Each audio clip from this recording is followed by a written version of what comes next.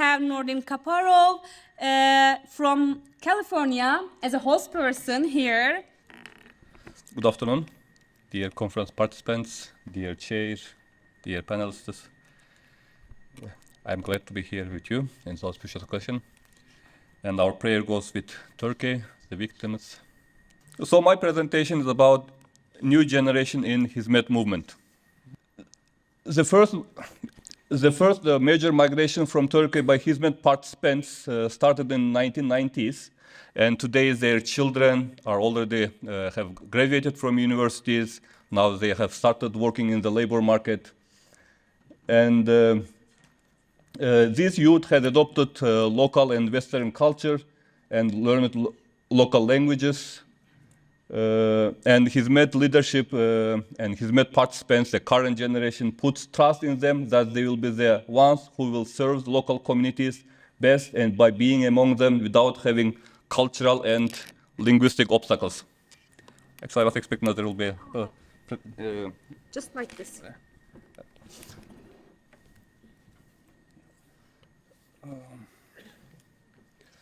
The purpose and methodology of our research. The main purpose of our research is to develop questions and hypotheses for the next step of research and Hizmet leadership on the challenges pertaining to the youth, the new generation, their sense of belonging and participation. So our research is focused on raising questions regarding new generation. And our methodology will be focused on preparing list of Gulen's terminologies, metaphors, philosophies, principles, notions, symbols, and themes that are used in Gulen's teachings. So we will be preparing the list for us to be better to be able to understand the youth's perception and sense of belonging. So we have conducted a group discussion consisting of 7 youth members. But we have conducted this group discussion not to draw conclusion, but to prepare the list of questions. Because of time constraints, we couldn't conduct large-scale data collection, and we couldn't have time for sampling design and sample size estimation. Hizmet terminologies and collective memory. To stimulate enthusiasm among participants, Hermansen argues that several themes of the 70s period, the earliest in the development of Gulen's work, continue to be used to evoke memories, and in some cases continue with those times. So in Hizmet movement, we have a lot of, as we have told, let's call it symbols, that is very meaningful. It has a lot of deep meaning, and it has history, it has struggle, it has experience among Hizmet movement participants. And these terminologies, these symbols, still alive among them. So Hermansen have examined phrases like lighthouses, golden generation, fifth school, and camps. So, Fontanet, in his research, made a research, and he has come up with his argument that Gulen has transformational leadership skills, transformational leadership traits, and highlighted the transformational leaders' features of being able to transform followers' attitudes, beliefs, and behavior. So this is the traits of transformational leader. So he was able to, and he argues that Gulen could transform followers' attitudes, beliefs, and behaviors. Another exceptional quality of transformational leader is to possess inspirational communication skills, which also possessed by Gulen, and to have the ability to convey values and missions, which may not be the popular at his time. So it's another quality of the transformational leader. In their communication, transformational leaders use metaphors, word pictures, so just a word but has a lot of meaning in it, quotations from famous personalities, and recite slogans. So in Hizmet movement, so there are a lot of slogans, which is regularly used by Hizmet participants and Gulen himself. It's not just communicating, but also making followers accept organizational goals and vision as their commitment to achieving in lifetime. So Gulen could bring the vision, Gulen could bring the mission, and the followers of and participants of Hizmet movement has accepted this as their life mission. So we have prepared 12 concepts from Gulen's teachings, and through these 12 concepts, we have made a group discussion with 7 youth, and from these 12 concepts, we will be deriving the questions pertaining to the youth in Hizmet movement. So the first one, and the first, probably the most important concept, the notion for Hizmet followers is to live, to let others live. Or another translation is, so that others may live. So there is one book titled in this way. Devoted souls, yaşatmak için yaşamak, başkalar için yaşamak, adanmış ruhlar, yaşatma ideallerin temsilcileri. So these are the terminologies, concepts used in devoting your soul, devoting yourself for the good cause. And we believe it's the most distinguishing and excellent and altruistic philosophy of Gulen.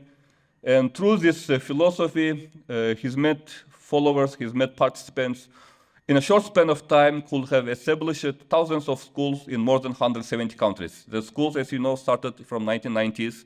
In a short span of, let's say, 20 plus years, the school number have reached thousands, more than 1,000. So I believe this is the first and foremost driving factor. Gulen states, for the sake of the deliverance of humanity, we must deprive ourselves of the delights and pleasure of life, if necessary. So, in many places, Gulen keeps suggesting Hizmet followers to live for others. And the second, in our opinion, is to attain enthusiasm and excitement in the service. Positive action, doing hizmet, doing service, man of action, heyecan, aşk, şevk, iştiyak sahibi olmak, müspet hareket, aksiyon insanı. So these are a group of terminologies that focuses on hizmet itself. So hizmet means service. So the main core idea of the hizmet movement is doing service for humanity. And doing it with enthusiasm and excitement. And if you are deprived from enthusiasm and excitement, to revive it. Gulen describes importance of enthusiasm by telling, a desire for the world and its temptations is inherent in human nature, particularly in our time. As worldly goals and ambitions have gained priority, people have consumed by these worldly issues. For this reason, I think that the best kind of goodness for today's generation is evoking in their hearts a desire and enthusiasm to live for others. Again, here comes the word to live for others. True enthusiasm. Really? 5 minutes? I believe we are having fun. Okay. So, then I will be fast. So I will skip with Gandhi's and Gulen's philosophies, satyagraha, which also pertains to the activism, right? Action. So expecting worldly rewards in service, expecting no worldly reward in service is another striking features of Gulen's thoughts, that is hizmetlerde beklentisiz olmak. So it's another important feature of Gulen's thoughts. I will skip it. Akdogan, so this I will focus. Akdogan, in his book research in Kenya, through Professor Gulen's book projects, they have conducted research and they found that 85% of the Turkish teachers admitted that becoming a school teacher was their first choice in university admission. And just 15% it was their second choice.